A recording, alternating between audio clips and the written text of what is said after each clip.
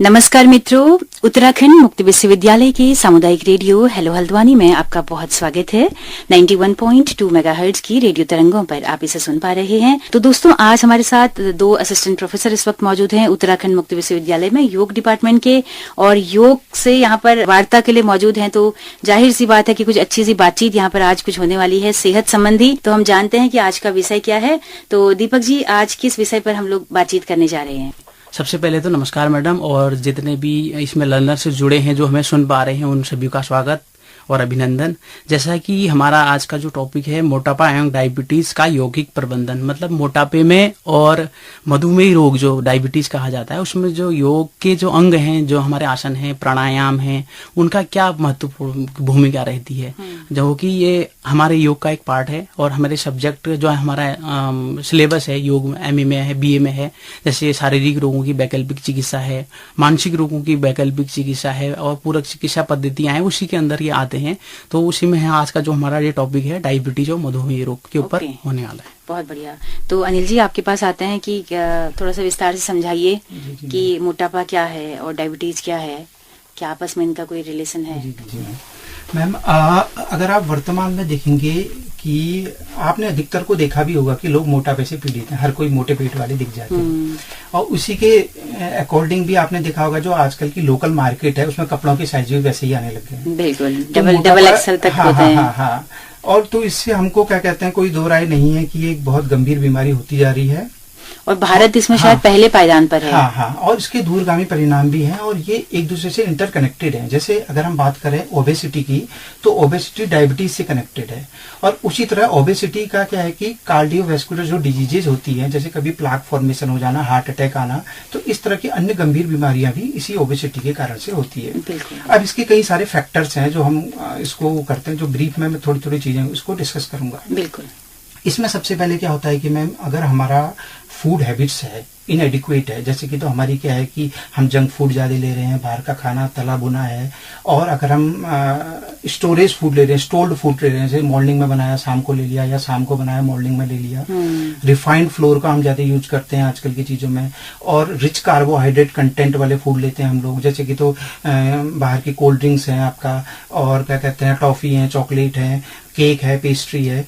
तो इससे क्या रहता है कि हमारी कैलोरी जमा होती रहती है बॉडी में। तो इसके कारण से ही क्या होता है, हमारी ओबेसिटी होती है, मोटापा हमारा होता है। अब इसका डायबिटीज से क्या इंटरकनेक्टेड, मतलब क्या लिंक है इसमें, कैसे क्या चीजें हैं। तो सबसे पहले हम डायबिटीज को भी एक ब्रीफ में समझते हैं। डायबिटीज का मतलब क्या है कि शुगर का नॉर्मल लेवल से ब्लड में बढ़ जाना। जब हमारा नॉर्मल लेवल, जैसे ओबेसिटी का भी सेम वही है, हमारा ओबेसिटी को नापने के कई सारे मेजरमेंट्स हैं, जैसे एक BMI भी एक मेजरमेंट है ओबेसिटी के लिए, बॉडी मास इंडेक्स इसको कहा जाता है। एडोल्फ क्वेटलेट ने उसका इन्वेंशन किया था। उसी के आधार पे तो उन्होंने दो चीजें, एक चीज बताई थी, एक तो वेस्ट का सर्कमफेरेंस, वेस्ट कितनी मोटी है करके, कमर। अगर हम जैसे मानो लेडीज के केस में देखें, अगर 80 सेंटीमीटर की वेस्ट है तो उसको ठीक ठाक माना जाता है। 80 से ऊपर है मतलब क्या है कि उसमें प्री डायबिटीज या डायबिटीज होने की संभावना बहुत ज्यादा है। अच्छा, ये इंटरनेशनल डायबिटीज फेडरेशन के आंकड़े हैं जी। और पुरुषों में? हाँ, पुरुषों में मैम लगभग 90 सेंटीमीटर कहा जाता है, लगभग 35.5 इंच। तो 35 से नीचे हो तो ठीक है, अगर उससे ऊपर जा रही मतलब अलार्मिंग है। ये कमर का साइज? कमर का वेस्ट साइज। अच्छा, हाँ। तो इसी तरह से क्या है कि मैम BMI भी है, बॉडी मास इंडेक्स जिसको हम कहते हैं, उसको क्या करते हैं, बॉडी का जो वेट होता है किलोग्राम में, उसको हम डिवाइड करते हैं किसी की भी इंडिविजुअल की हाइट जो कि मीटर में होती है, स्क्वायर से, स्क्वायर मीटर से। तो उसमें क्या है 25 से 29.9 ओवरवेट में आते हैं और उससे ऊपर के ओबेसिटी में आ जाते हैं। तो इसमें होता क्या है कि मैम बेसिकली जैसे माना कई सारे फैक्टर्स जो हमने भी बात भी की थी, जैसे लाइफस्टाइल को लेके हमारा रूटीन भी किस तरह का हो रहा है कि हम मॉर्निंग में कितने लेट उठते हैं, और पहले के समय में तो एक रूटीन से हर चीज रहती थी, खाने पीने को लेके कोई ध्यान नहीं है, कोई एक्सरसाइज नहीं, सीडेंटरी लाइफस्टाइल है, तो उस कारण से ओबेसिटी हमारी हो रही है। और इसके पीछे एक स्ट्रेस भी बहुत बड़ा रोल अदा करता है। हाँ, अदा करता है। तो स्ट्रेस का बेसिकली होता क्या है मैम, जो बॉडी का हमारा एक सिस्टम होता है, जैसे एक्सट्रीम जो कंडीशंस होती हैं, जैसे माना क्या, सपोज माना कोई बच्चा है पढ़ाई के लिए कंपटीशन की तैयारी कर रहा है, तो उसको ज्यादा एनर्जी की नीड होती है। तो उस समय जो हमारे बॉडी का एक सिस्टम होता है, कोर्टिसोल हार्मोन को ज्यादा ही इंड्यूस करता है बॉडी में। तो कोर्टिसोल हार्मोन क्या करता है कि ब्लड में शुगर का लेवल बढ़ा देता है। लेकिन ये क्या होता है, मोमेंट्री होता है, कुछ ही समय के लिए होता है। जैसे ही हमारे कंपटीशन पूरी हो गई या फिर जो एक्सट्रीम कंडीशन थी वो हमको फिलअप हो गई, कंप्लीट हो गई, तो बॉडी का सिस्टम नेचुरली कम आ जाता है। हेल्दी इंडिविजुअल्स में अगर देखा जाए तो मॉर्निंग के टाइम पे कोर्टिसोल का लेवल अधिक रहता है, क्योंकि ऑफिस जाना है, घर पे जैसे महिला है उनको घर का काम करना है, बच्चे हैं स्कूल जाना है, तो नेचुरली ये बना हुआ है। और इवनिंग आते आते वो कोर्टिसोल का लेवल कम होगा, जो कि एक स्ट्रेस हार्मोन है। लेकिन ये यहाँ पर अपोजिट क्या हो जाता है, आजकल के समय में जो हो रहा है वो एकदम एक ही जैसा हो रहा है, कोई चेंजेस नहीं आ रहे, मॉर्निंग में भी वैसा ही, इवनिंग में भी वैसा ही। तो इसका एक इंटरकनेक्शन ये भी है कि जो कोर्टिसोल लेवल अगर बढ़ जाएगा वो बॉडी में, ब्लड में शुगर का लेवल भी बढ़ा देगा। और जहां शुगर का लेवल बढ़ेगा वहां जो हमारी क्या कहते हैं पेनक्रियास से इंसुलिन है जो कि ग्लूकोज को न्यूट्रलाइज करती है, मतलब बैलेंस करती है, वो भी लेवल वहां से बढ़ने लग जाएगा। जब वहां से वो चीजें बढ़ेंगी, इंसुलिन का लेवल बढ़ेगा तो वो ग्लूकोज को न्यूट्रलाइज करेगा। लेकिन हो क्या रहा है, हम तो लगातार एक्सट्रीम कंडीशन के लिए स्ट्रेस में रह रहे हैं। तो एक समय ऐसा आएगा जो हमारा इंसुलिन जो हार्मोन निकल रहा है पैनक्रियास ग्लैंड से, वो एग्जॉस्ट हो जाएगी। पैनक्रियास ग्लैंड एग्जॉस्ट हो जाएगी, मतलब इतनी ज्यादा थक जाएगी कि वो इंसुलिन बनाना कम कर देगी या धीरे धीरे बंद ही कर देगी। इसको कहते हैं इंसुलिन रेजिस्टेंस। तो इसके बाद से जो ये सिचुएशन क्रिएट होती है हमारी अन्य चीजें, जैसे माना कि हार्ट से रिलेटेड दिक्कतें होती हैं और पूरे बॉडी में मतलब डायबिटीज के सिम्टम्स आने लग जाते हैं और ओबेसिटी भी अपनी पीक पर होती है, तो पूरी लाइफ डिस्टर्ब हो जाती है। तो इस तरह से करके हम इसको समझ सकते हैं। इनके लक्षणों को थोड़ा ब्रीफ में देखें तो जैसे ओबेसिटी का तो जनरल ही है, पेट जैसे ज्यादा बड़ा रहेगा, उसका सांस मतलब दिक्कत रहेगी, उसको चलने में सांस फूलेगी, जॉइंट में पेन होगा। इस तरह से ओबेसिटी के बेसिक से सिम्टम्स हैं। डायबिटीज के बारे में देखें, एक्सेसिव थर्स्ट होती है, बहुत ज्यादा प्यास लगती है उसको समय समय पर, एक्सेसिव थर्स्ट होगी और वो बहुत ज्यादा लेथार्जिक रहेगा, बहुत ज्यादा जैसे चक्कर आना और कमजोरी जैसी महसूस होना, ये चीजें रहेंगी उसकी। तो बॉडी भूख भी ज्यादा लगेगी। हाँ, भूख भी बहुत ज्यादा लगेगी। और बेसिकली क्या होगा, जो डायबिटीज वाला भी होगा, एब्डोमिनल ओबेसिटी उसको बहुत ज्यादा होगी, क्योंकि ये इंटरकनेक्टेड है। जब ओबेसिटी बढ़ेगी तो ऑब्वियस है कि वो चीजें फिर हमारी डिसफंक्शन हो जाएगा बॉडी में। बिल्कुल बिल्कुल। तो बहुत ही शानदार तरीके से कोठारी जी आपने बताया। तो आगे को अभी हम इसका सॉल्यूशन भी आपसे पूछेंगे कि क्या कर सकते हैं। तो कुछ चुनौतियों पर अगर हम बात करें तो दीपक जी, क्या क्या चुनौतियां इस वक्त पे हैं पीड़ित लोगों के लिए, किस तरह की चीजों का सामना वो कर रहे हैं? बहुत अच्छा क्वेश्चन पूछा है मैम आपने। जैसे कि आज का जो समय है, मधुमेह और डायबिटीज जो रोग है, उसे लोग दिन प्रतिदिन की संख्या भारत में लगभग बढ़ती जा रही है। और इसका जो मेन कारण है उनका रहन सहन और खान पान जो है उसका, उनका वो प्रकृति के अनुकूल नहीं हो पा रहा है। प्रतिकूल चीजें जैसे डॉक्टर कोठारी सर ने बताया कि वो उनका खान पान है, जंक फूड ले रहे हैं, फास्ट फूड ले रहे हैं, उसके कारण से कई चुनौतियां उसको सामने आती है। जैसे मान लीजिए मधुमेह और मोटापे को बीमारी का घर बताया जाता है, चाहे वो मोटापा हो चाहे वो मधुमेह हो। मधुमेह से भी शरीर में अनेक प्रकार के रोग जन्म लेते हैं, जैसे त्वचा का सूख जाना, सूखी पड़ ड्राई हो जाती है त्वचा, और आंखों की रोशनी कम हो जाना, बार बार यूरिन आना, यूरिन में शुगर की मात्रा बढ़ जाना और भूख अधिक लगना, और ये सारे बहुत सारे सिम्टम्स उसमें आते हैं। शरीर मतलब हर अंग को, यहाँ की तक कि शुगर को किडनी का साइलेंट किलर कहा जाता है, किडनी को सबसे पहले डैमेज करता है शुगर रोग। तो इसी प्रकार से जो मोटापा है, मोटापा को भी बीमारी का घर कहा जाता है। तो अच्छा, डायबिटीज को हम शुगर भी कह सकते हैं, मधुमेह भी कह सकते हैं। हाँ, सब एक ही नाम है सब। बिल्कुल मैम। तो जो मोटापा है उससे भी अनेक सारी समस्याएं आती हैं। दिन प्रतिदिन के जो हमारे कार्य हैं वो बाधित होते हैं, चलने में परेशानी होती है, सीढ़ियां चढ़ने में, घर के घरेलू काम करने उसमें समस्या ही है, और हार्ट प्रॉब्लम हो जाती है मोटापे के रोग से, और श्वास का फूल जाना, दमा रोग जिसको कहते हैं, वो भी हो सकता है। और महिलाओं में अधिकतर थायराइड की प्रॉब्लम भी बढ़ जाती है मोटापे रोग से। मतलब दिन प्रतिदिन के जो हमारे घरेलू काम है वो भी बाधित होते हैं, बाकी मानसिक काम भी इसमें काफी बाधित होते हैं। तो इन चुनौतियों का सामना सबको करना पड़ता है। इसके लिए हम आज यहाँ बैठे हैं कि इसका क्या यौगिक प्रबंधन हो सकता है। बिल्कुल बिल्कुल। तो क्योंकि योग को तो हर चीज में भाई दुनिया अब मान रही है ना। बस ये है कि वक्त निकालना है उसके लिए। तो अंत में चलते चलते फिर कुछ प्राणायाम या आसनों की अगर हम बात करें, या फिर मोटापे का आपने बता ही दिया कि सीधे संबंध है। और योग का थोड़ा सा एक चीज और भी इसमें देखें कि जो योग की अप्रोच है ना, बहुत वास्ट लेवल की और एक होलिस्टिक अप्रोच है योग में। तो उसमें होता क्या है, जैसे माना कोई किसी भी तरह का पेशेंट है, स्पेसिफिकली अगर हम आज के टॉपिक में बात करें ओबेसिटी और डायबिटीज, तो उसमें कुछ चीजें, 2-4 चीजें हैं जो मैं उसके बारे में बात करना चाहूंगा। फिर दीपक सर के पास जाएंगे जो कि आसन प्राणायाम के बारे में बात करेंगे। बिल्कुल। तो इसमें होता क्या है कि जैसे अगर हम बात करेंगे जो ओबेसिटी या फिर डायबिटिक पेशेंट होंगे, उनको क्या होगा कि उनकी ईटिंग बिहेवियर थोड़ा डिफरेंट होगा नॉर्मल इंडिविजुअल के कंपेरिजन में। तो अगर हम उनके लिए कंसेप्ट रखते हैं माइंडफुल ईटिंग का, माइंडफुल ईटिंग का मतलब क्या है, योग से मतलब रेलिवेंट ही है ये। हम अपने आप को वर्तमान में जीते हैं। जैसे माइंडफुलनेस एक मेडिटेशन की टेक्निक है, जो भी कभी हम बात भी करेंगे उसके बारे में। तो उसमें क्या है कि आपने अमूमन देखा होगा कि जो हम काम वर्तमान में कर रहे होते हैं, हम उसके बारे में ना सोच के आने वाले समय के बारे में सोचते हैं कि इसके बाद हम क्या करेंगे, इससे पहले हम क्या कर रहे थे। तो माइंडफुल ईटिंग में क्या होता है कि जो हम चीज खा रहे हैं उसमें कंसंट्रेशन के साथ उस चीज को खाएंगे, तो उससे क्या रहेगा कि हमारी जो फूड होगा वो बैलेंस होगा, मतलब हम ज्यादा नहीं खाएंगे। नहीं तो क्या होता है कि ओबेसिटी और डायबिटीज के केस में, ओबेसिटी के केस में कि एक्सेसिव ईटिंग बहुत देखी गई है। तो अगर हम बैलेंस माइंडफुल ईटिंग करेंगे, उसको देखते हुए कंसंट्रेशन के साथ, तो हम कम मात्रा में खाएंगे। बिल्कुल। दूसरा, योग के द्वारा क्या होता है कि कुछ हमारी टेक्निक्स होती हैं जो कि क्या होती है, हमारे वाइटल ऑर्गन्स की फंक्शनल कैपेसिटी को बढ़ा देती हैं। जैसे अगर हम किडनी की बात करें, लीवर की बात करें, पैनक्रियाज के लिए हमारी षटकर्म की टेक्निक्स हैं जो कि इंटरनल क्लींजिंग करती हैं, तो वो भी इसमें बहुत ज्यादा हेल्पफुल है। अच्छा। तीसरा हमारे पास क्या है कि एक रोल जो है स्ट्रेस का, हमने देखा कि स्ट्रेस से क्या होता है कि हमारे बॉडी के पूरी सिस्टम चेंज हो रहे हैं, हार्मोन्स का जो डिसरेगुलेशन हो जा रहा है बॉडी में, जैसे कोर्टिसोल हार्मोन बढ़ रहा है। तो हमारे पास ध्यान की कई सारी टेक्निक है, आसन कई सारे ऐसे हैं, और क्या कहते हैं आपका प्राणायाम, ब्रीदिंग टेक्निक्स हैं। प्राणायाम में भी जैसे माना अगर नाड़ी शोधन की बात करें तो हमारे ब्रेन के 2 सिस्टम होते हैं, सिंपैथेटिक, पैरासिम्पैथेटिक, नर्वस सिस्टम की बात करें। तो जब हम एजाइटेटेड स्टेट में होते हैं, बहुत ज्यादा मतलब एग्रेशन में या फिर एकदम मतलब ज्यादा एक्टिवली होते हैं, तो उस समय सिंपैथेटिक सिस्टम हमारा एक्टिवेट हो जाता है। अगर हम कूल काम रिलैक्स होते हैं तो पैरासिम्पैथेटिक। अच्छा। तो नाड़ी शोधन प्राणायाम क्या करता है, पैरासिम्पैथेटिक सिस्टम को एक्टिवेट करता है, जिससे हम दिनचर्या के उसमें भी, हम डेली उसमें भी अपने आप को रिलैक्स रख पाते हैं। तो अगर जहां पैरासिम्पैथेटिक सिस्टम एक्टिवेट होगा, कोर्टिसोल हार्मोन का लेवल डाउन जाएगा, तो ब्लड में शुगर का लेवल अपने आप कम होने लग जाएगा। तो स्ट्रेस का भी एक इससे कोरिलेशन है। वहीं दूसरे कुछ योगासन ऐसे होते हैं जो कि मेटाबॉलिक एक्टिविटी को भी बढ़ा देते हैं। जैसे आपने देखा होगा, छोटे बच्चे होते हैं, कुछ भी खा लो उनकी मेटाबॉलिज्म स्ट्रॉन्ग होती है, कभी भी पेट वाले नहीं देखे होंगे। आजकल की एक अलग सिनेरियो है, लेकिन पहले ऐसे होते थे। हमारे समय में तो बहुत पतले होते थे, कुछ भी खा लो। लेकिन अब क्या होता है कि योगासन है, कई सारे प्राणायाम ऐसे हैं जो कि क्या होती है, मेटाबॉलिज्म को बढ़ा देते हैं। तो कोई ऐसे अपनी उसमें डेली लाइफ में इनको शामिल करे तो उनकी ये सारी चीजों का उनको फायदा मिलेगा।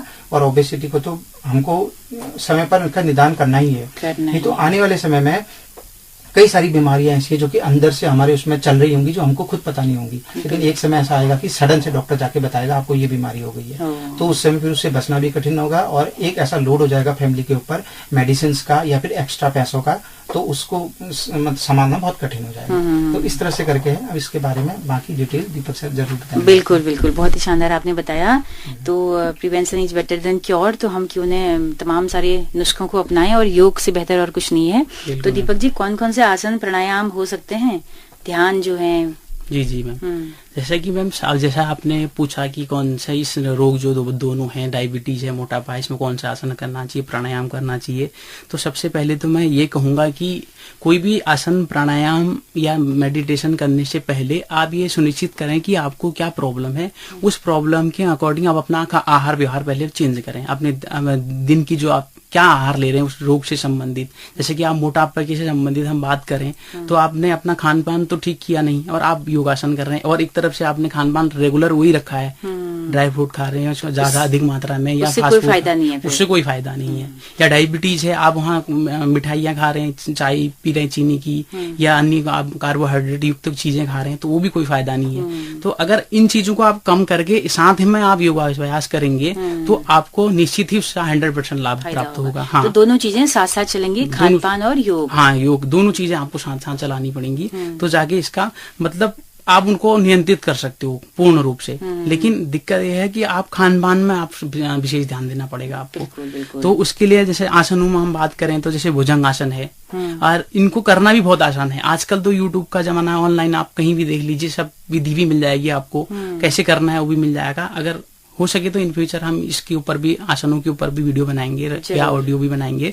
तो जैसे धनुरासन है, मत्स्येंद्र आसन बहुत अच्छा माना जाता है मधुमेह रोग के लिए, और कटिक चक्रासन है, और मोटापा है तो सूर्य नमस्कार कर लें आप। वो सूर्य नमस्कार भी अपने जो आसन है, जो प्राणायाम है, ये अपनी शारीरिक क्षमता के अनुसार किए जाते हैं। ये नहीं कि मैंने कह दिया आपको 20 राउंड करने हैं तो आपकी शारीरिक क्षमता है नहीं 20 की, तो आपको उतना नहीं करना। जितनी शारीरिक क्षमता है उसके अनुसार करना है, जितना में आप उसको कंटिन्यू रेगुलर रख सकें। लेकिन इसको ऐसा है कि एक बार शुरू करा तो फिर करना चाहिए रेगुलर। और पश्चिम उत्तान आसन है, भुजंग आसन का ही एक पार्ट है कि त्रिक भुजंग आसन होता है, और अर्ध चक्रासन है। ये कई आसन है योग में, आगे भी बहुत सारे आसन है जिनके करने से मोटापे में भी लाभ मिलेगा, आपको डायबिटीज में भी लाभ मिलेगा। तो हर बीमारी के अलग अलग आसन भी होते हैं जो ज्यादा कारगर उसके लिए हैं। जैसे मान लीजिए आप मधुमेह की बात करें तो पेनक्रियास जहाँ होगी उस अंग पे कौन सा आसन इफेक्ट डाल रहा है, इफेक्ट डालेगा। हाँ, तो उस इफेक्ट के अनुसार उसका आसन होते हैं। तो ये आसन आप मोटापे में भी कर सकते हैं, आप शुगर डायबिटीज में कर सकते हैं। बिल्कुल हाँ, बिल्कुल। प्राणायाम है, जैसे कि आप मान लीजिए नाड़ी शोधन प्राणायाम, जैसे सर ने बताया अभी आपको, और भस्त्रिका प्राणायाम है, भ्रामरी प्राणायाम है, जो सकारात्मक प्रभाव डालते हैं। क्योंकि डायबिटीज हो चाहे मोटापा हो, इसको मानसिक रोग से जोड़ा जाता है, क्योंकि तनाव के कारण ही शरीर में ये रोग जन्म लेते हैं। जिसको ज्यादा स्ट्रेस होगा उसी के कारण से, चाहे मधुमेह है, मोटापा रोग है, वो शरीर में जन्म लेते हैं। और जैसे कि मेडिटेशन भी यही काम करता है। जो मेडिटेशन है हमारा, वो माइंड में हमारे दो प्रकार के विचार चलते हैं, एक सकारात्मक एक नकारात्मक। मेडिटेशन का कार्य इतना ही है कि विचारों को सकारात्मक करना, जो आपके नकारात्मक विचार हैं उनको दूर कर देता है, और एक विचार और दूसरे विचार के बीच में थोड़ा सा अंतराल पैदा करना ही मेडिटेशन कहा जाता है। अगर माना एक नकारात्मक विचार चल रहा है आपका माइंड में, तो उस और दूसरे विचार के बीच में जो अंतराल हो, मेडिटेशन का कार्य है। मतलब और कंटिन्यू नहीं चलेगा आपका वो विचार। तो मेडिटेशन तो तनाव के लिए महत्वपूर्ण माना ही गया है।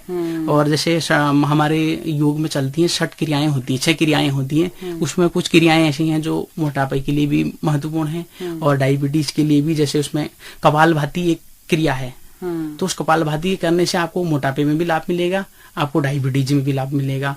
अग्निसार एक क्रिया है, उसमें भी आपको डायबिटीज में भी लाभ मिलेगा, मोटापे में भी लाभ मिलेगा। एक वमन क्रिया है, उसको कुंजन भी कहा जाता है। तो ये सारे पैकेज है योग का कि आप इसको करें, साथ साथ खान पान का भी ध्यान दें, तो एक आप अपने डायबिटीज को, मोटापे रोग को नियंत्रित कर सकते हैं। क्या बात है। तो बहुत सारे आसन आपने बताए, तो काफी बातें हो चुकी हैं। अंत में कुछ अगर हम सॉल्यूशन की तरफ बढ़ें कि क्या हमें करना चाहिए, कैसा हमारा रहन सहन हो, जीवन शैली हो, कैसा हमारा आहार हो, क्योंकि हम एकदम अगेंस्ट द नेचर तो जा ही चुके हैं। बाजार आज डब्बा बंद फूड से भरा पड़ा है, तो और लोग लेकिन अलर्ट भी हुए हैं। काफी लोग हम देखते हैं कि कॉन्शियस हुए हैं, हेल्थ कॉन्शियस, लेकिन वो तादाद अभी भी कम है। अभी भी हमें मॉल से, बड़े बड़े डिपार्टमेंटल स्टोर से बड़ी बड़ी बोतलें पेप्सी कोला की या तमाम सारी जो कोल्ड ड्रिंक्स है उनकी भर भर के वो एक के साथ एक फ्री होती हैं कई बार, तो वो अभी भी वो तबका भी मौजूद है ना। पता नहीं वो कब जागेगा, तो उनके लिए भी एपिसोड है कि वो समझे इस बात को। तो चलते चलते बताइए कि क्या क्या हम आहार और रहन सहन कैसा कर सकते हैं। सबसे फर्स्ट चीज जो मुझे लगती है, एक तो दिनचर्या हमारी बैलेंस होनी चाहिए। हमको एक टाइम शेड्यूल होना चाहिए, टाइम मैनेजमेंट होना चाहिए कि इस टाइम पे हमको उठना है, इस टाइम पे हमको सोना है। आहार में हमको बेसिकली हमको ये कोशिश करनी चाहिए कि घर का बना हुआ ही आहार हम ज्यादा खाएं। हाँ, कभी ऐसी इमरजेंसी है, कुछ बाहर खाना पड़े, तो उसको बैलेंस होके उसको हमको देखना पड़ेगा। कैलोरी इंटेक हमको उतना ही करना चाहिए जितना हमको खर्च करना है। अगर हम कैलोरी इंटेक बढ़ाएंगे, खर्च हम कम करेंगे, तो ओबेसिटी में कन्वर्ट होगा ही होगा। तो कैलोरी इंटेक भी हमको कम करना है। साथ साथ क्या करना है, हेल्दी भोजन लेना है, घर का बना हुआ सात्विक खाना खाना है। भगवत गीता में भी कहा गया, हमारे योग के ग्रंथों में भी और आयुर्वेद के ग्रंथों में भी सात्विक आहार को महत्ता दी गई है। तो सात्विक आहार का सेवन ही हमको अधिकतर करना चाहिए। जैसे दूध हो गया, दूध से बनी हुई चीजें हो गई, तो ये चीजें हमारे लिए हेल्थ के लिए बहुत अच्छी मानी जाती हैं। अब हम ओबेसिटी और डायबिटीज की बात करें तो सबसे पहले क्या है, फाइबर रिच फूड हमको बेसिकली इसमें शामिल जरूर करना चाहिए हमको, क्योंकि फाइबर की कमी हो रही है, उससे कॉन्स्टिपेशन हो रहा है, ओबेसिटी हो रही है, और स्ट्रेस भी रहता है। कहीं ना कहीं आपने देखा होगा, इसको कॉन्स्टिपेशन होगा, उसको स्ट्रेस रहता है। तो हाँ, फाइबर रिच फूड हमको लेना चाहिए। रिफाइंड जो फ्लोर होते हैं, हमको उसको इंटेक को कम करते हुए 0 पे लाना चाहिए। और शुगर है, व्हाइट शुगर, जो भी चीजें होती है, मैदा है, व्हाइट शुगर है, व्हाइट नमक है, ये चीजें बिल्कुल अवॉइड करनी चाहिए। अल्टरनेट इसके देखा जाए तो गुड़ ले सकते हैं, और आपका उसकी जगह सेंधा नमक ले सकते हैं। बहुत ज्यादा डिफरेंस नहीं है, लेकिन बट ये है कि हमको एटलीस्ट उससे तो हमको सैचुरेट करता ही है। तो व्हाइट शुगर तो वैसे किसी भी फॉर्म में डायबिटीज के लिए मना ही की जाती है। तो आजकल सेलिब्रिटी का ट्रेंड भी है, देखना कई सारे लोग बोलते भी हैं पब्लिक स्पीकिंग में कि जॉन अब्राहम का मैं बीच में सुन रहा था, उसने 25 सालों से काजू कतली फेमस थी, वो छोड़ दी अपनी। तो इसी तरह से कई सारे सेलिब्रिटी हैं, वो भी हमारे लिए एक मतलब स्टैंडर्ड का हमको मान के चल के उनकी फिजिक को देखते हुए भी अपने उसमें इनकलकेट करना चाहिए। तो ये खाने पीने की फूड हैबिट्स हमारे लिए हमको फोकस करते हुए खाना चाहिए, फोकस्ड वे में खाना चाहिए। हम क्या खा रहे हैं क्या नहीं खा रहे हैं वो चेक होना चाहिए। साथ में किसी भी फॉर्म में एक तरह की एक्सरसाइज जरूर करनी चाहिए। चाहे आप योग करें, स्विमिंग करें, दौड़ना भागना जो भी करें, अपने बॉडी को कहीं ना कहीं डेली में कुछ ना कुछ करना चाहिए। जैसे महात्मा गांधी थे, बहुत ज्यादा लंबी वॉकिंग करते थे वो लोग, उनको भी डायबिटीज थी, तो उस तरह से उसको बैलेंस करते थे वो। बिल्कुल। तो कहीं ना कहीं हमको अपनी लाइफ स्टाइल को इस तरह से करके चलेंगे और योग को अगर हम अनुसरण करेंगे तो वो डेफिनेट है कि आपका ओबेसिटी और डायबिटीज तो दो ही बीमारियां, अन्य चीजों का भी लाभ मिलेगा। स्पिरिचुअल लेवल पे भी हमको बहुत अच्छा पीस महसूस होगा। तो इस तरह से करके योग को जरूर, मैं तो कहूंगा कि इंसिस्ट करके कि जरूर इसको अपने मतलब डेली लाइफस्टाइल में शामिल करना चाहिए। शामिल करें। तो निष्क्रिय लाइफ को हमको बिल्कुल त्याग देना है। आप तो बच्चे भी आजकल के निष्क्रिय हो गए हैं, क्योंकि वीडियो गेम या तमाम चीजें घर बैठ के कर रहे हैं। कोई गेम रह ही नहीं गया, सब अंदर इंडोर गेम। बिल्कुल। तो एक्टिव होना है, सक्रिय होना है, स्पोर्ट्स करें, योग करें, सबको मिलाएं और आहार अच्छा लें, घर का भोजन खाएं और मोटा अनाज लें। तो ये तमाम सारे नुस्खे आपने बताए हैं। तो बहुत अच्छी बातचीत आज की रही है दीपक जी और अनिल जी, बहुत शुक्रिया अपने तमाम लिसनर्स के लिए और हमारे श्रोताओं के लिए इतनी अच्छी बातचीत लाने के लिए। बहुत बहुत धन्यवाद और आभार। धन्यवाद जी। तो दोस्तों आप सबका भी बहुत बहुत धन्यवाद। जरूर। तो आते रहिएगा आप लोग तमाम और सारी जानकारियों लेकर। तो दोस्तों आप सबका भी बहुत बहुत शुक्रिया इस कार्यक्रम में अंत तक हमारे साथ बने रहने के लिए। अगर ये बातचीत पसंद आई हो तो अपना फीडबैक जरूर दीजिएगा। हमारा यूट्यूब चैनल है, फेसबुक पेज है, इंस्टा अकाउंट है। आपके फीडबैक का बहुत बेसब्री से इंतजार रहेगा। तो दीपक जी के साथ में, अनिल जी के साथ में अपनी रेडियो मित्र सुनीता भास्कर को दीजिए इजाजत। नमस्कार। नमस्कार मैम।